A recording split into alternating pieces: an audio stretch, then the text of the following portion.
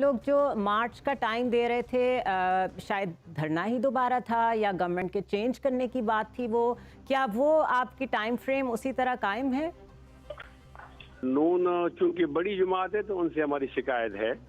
कि जब मियां नवाज शरीफ को निकाल दिया गया तो उस वक्त उन्होंने एंटी एस्टेब्लिशमेंट का मकतब फिक्र अपनाया था और कौम को उन्होंने एक नारा दिया था कि आप वोट को इज्जत दो,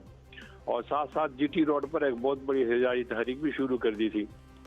फिर उसके बाद हमारा धरना हुआ तो भी ये हमारे साथ थे, लेकिन न मालूम क्या बात मजबूरी बन गई कि अचानक उन्होंने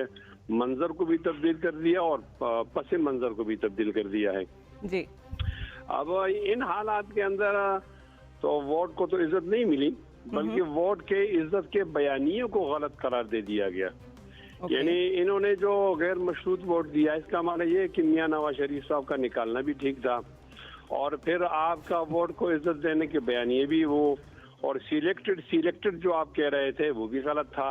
और जो कुछ उन्होंने किया वो ठीक था, आपने उसको सपोर्ट किया है। तो ऐसे माहौल के अंदर हमें ये शिकायत भी है कि एक ऑफिस आप रखते हैं अपोजिशन लीडर का, उसमें भी आपने अपने तमाम अपोजिशन की जमातों को भी इत्तेमाद में नहीं लिया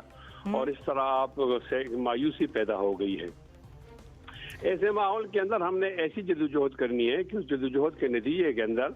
आईन आज़ाद हो और इदारे अपने दायरे में महदूद हो जाएं।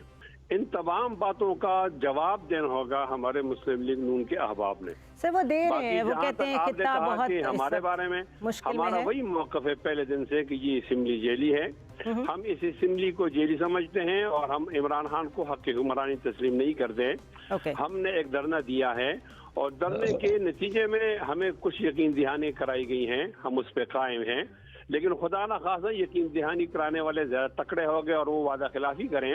तो फिर हमें धरने से भी किसी ने नहीं रोका और एहतजाजी तहरीक से भी नहीं रोका। बहुत शुक्रिया मुफ्ती कफ़ायत, आपकी आवाज़ बहुत गूंजती हुई हम तक पहुंच गई।